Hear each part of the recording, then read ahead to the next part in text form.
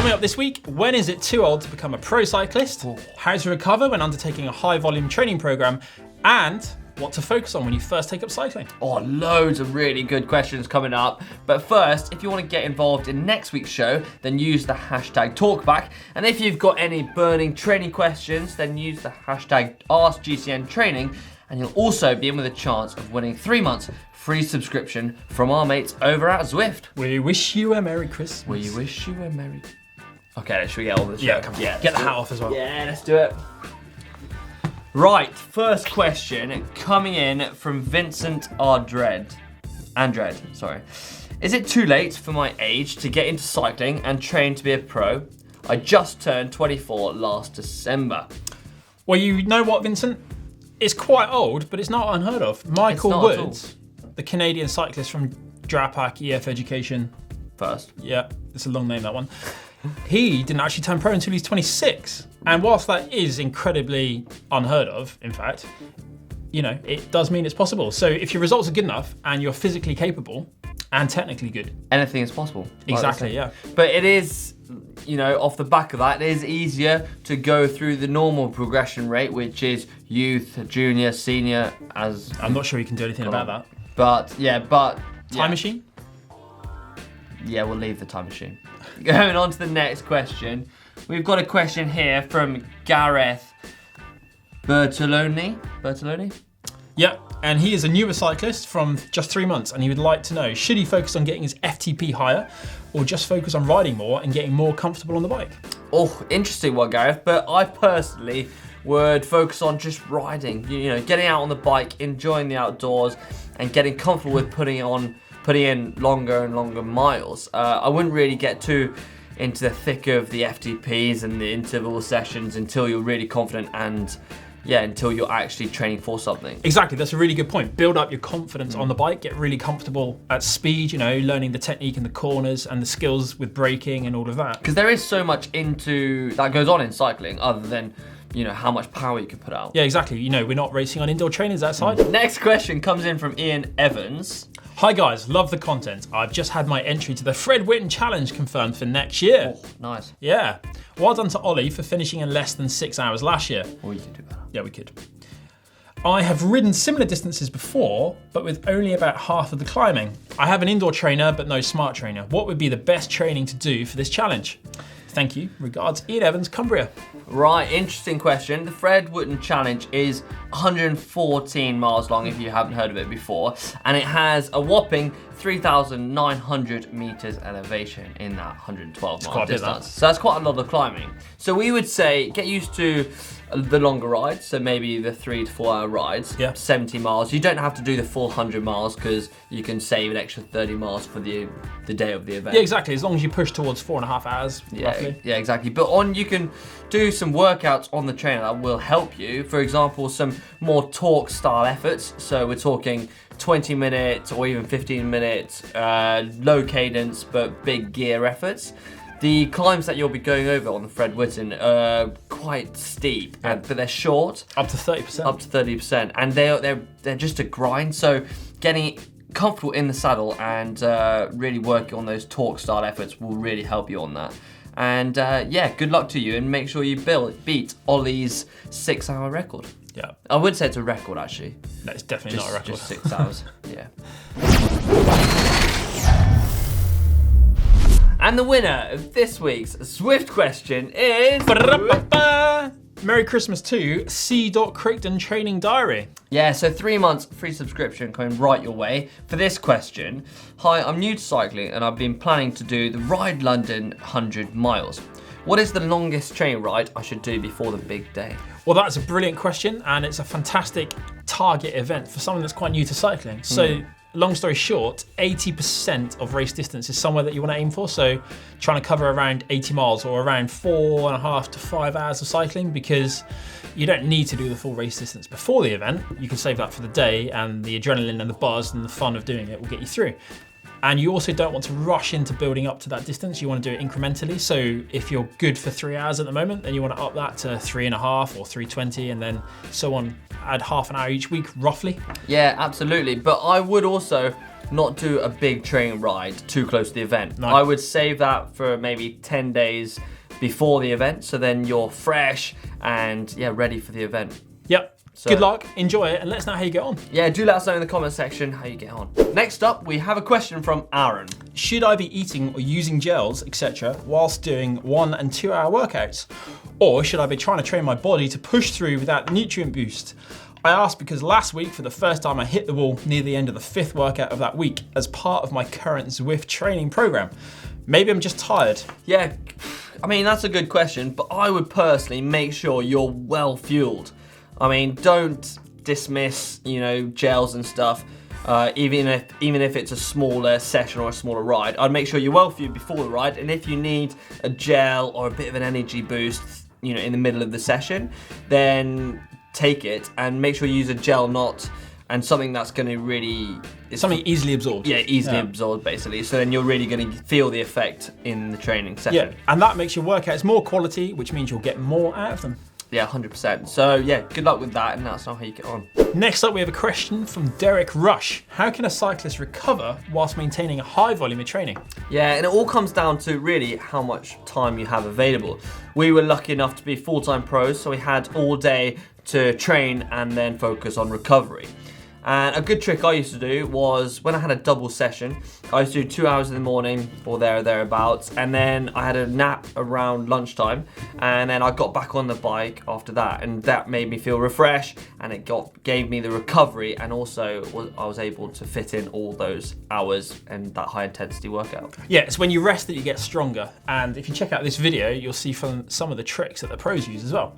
Hank was famously good for sleeping. He once got in the car at Bristol, drove all the way to Scotland, he was driven there by the team, and didn't wake up until he crossed the speed bump going into the hotel, which is a good 6-hour journey. Yeah, true story. I was a bit of a talent at sleeping. Yeah. But also, if you can never run, if you can walk, never walk if you can stand, never stand if you can sit, never sit if you can lie down. Yeah, cyclists are lazy when they're not on their bikes, and it's that makes them so strong. Yeah, recovery is key. It depends on the weather, but get warm right away, or get what you need to be, get a drink, and then get into the recovery process. That's about it. It's just go, go, go. Next up is the quick fire round. Wow, Chris. You're energetic for this one, so hopefully we're going to do a fast round. And the first question comes in from Birds on a Stick. And he says, I'm 42 years old, my FTP is around 229 watts for his 76 kilo weight. Is it possible to reach a 300 watt after 300 watt FTP after a few years? Maybe.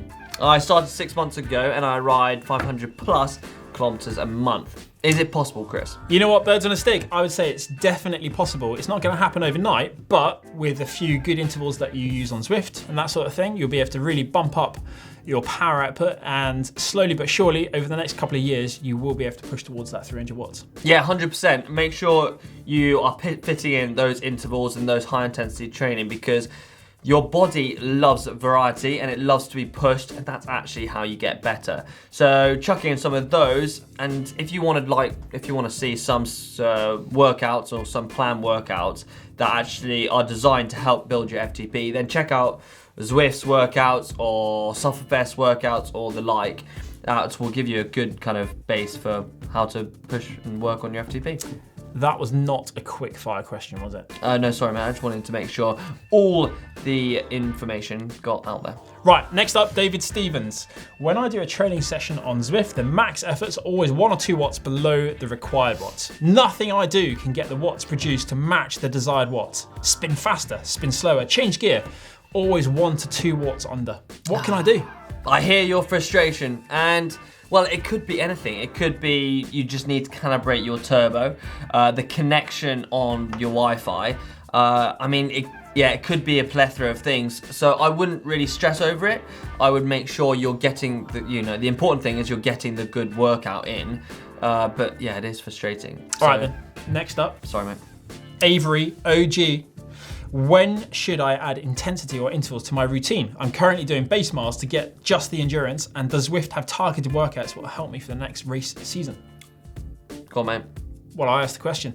Quick answer, yes, definitely you want to be doing intervals because that is also part of your base fitness.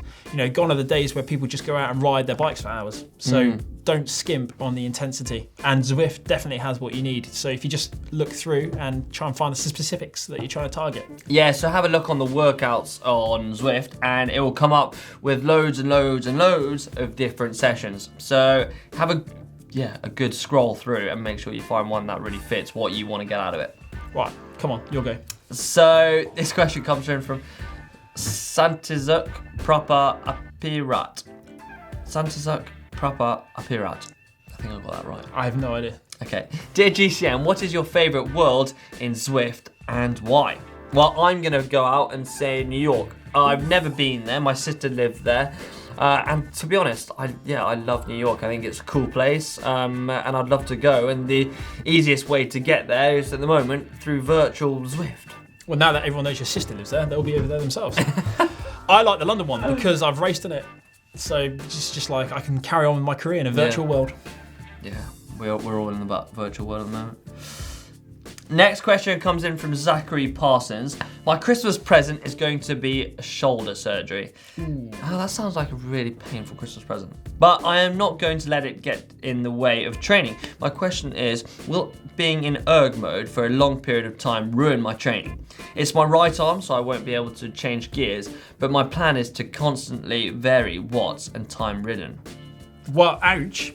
First off, really painful. Yeah, speedy recovery, wish to you, and a thorough one as well. Yeah. Listen to your doctor's advice because if they tell you not to ride your bike for 8 weeks, then you definitely don't want to be on your bike for the first 8 weeks. It's something that can, really set you back if you pull a part of what's been operated on. Yeah, and it's easy for us athletes to just jump straight back in because we're worried about losing the training. But trust me, the best thing to do is just relax, just do nothing, enjoy Christmas, and then get back onto training when you feel you're up to it and your doctor says you can. But to answer your question, then no, it's not going to harm you being in erg mode. You're still training your muscles, you're still training your lungs, and you will get fitter. And when you get back on the road, you'll notice that you pedal just fine. Yeah, so crack on with erg mode, I guess. Oh, I like the next one. Go on. Matthew Ho. How to choose suitable deep section wheel combinations. He's only 50 kilos and he likes to climb. He uses zip as an example because it's recognisable numbers they use for their rim depth. Should he go for 303s, 404s, or a combination? Interesting question. I personally would go for 303s. I like the depth. I weigh around 66.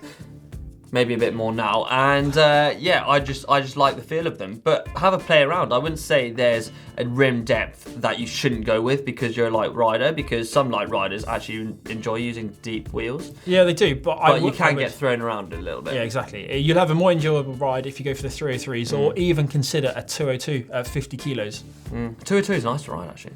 Yeah.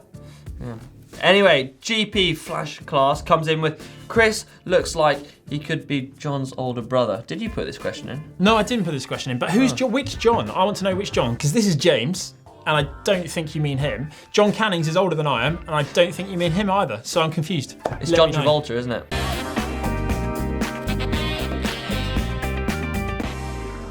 Well, he's me. Yeah, sort of. That's a bit confusing. The weird picture you put up. Next question comes in from Woozer. To Chris. This is your those sideburns. I moved house recently, Woozer, and I lost my trimmer. I've found it now. Oh, so that's your excuse. I thought that time was quite good for that quick fire round. I don't know, I reckon it's one of our worst. Oh, shame. Anyway, unfortunately, we've come to the end of this week's Ask GC Anything. And if you want to get involved in next week's show, then use the hashtag talkback. And if you've got any burning desire to ask some quick training questions, then use the hashtag AskGCNTraining to be in with a chance of winning 3 months free subscription from our mates over at Zwift. Right, and before you go, if you do feel like you need to get the cyclist in your life a Christmas present, check out our 10 Christmas presents that we would all like. Yeah, just down here. Right, I reckon we should go to our Christmas party now. Yep, 7th party this week already. Yeah, buddy. Go. Let's do it. Good tidings we bring for you on your case.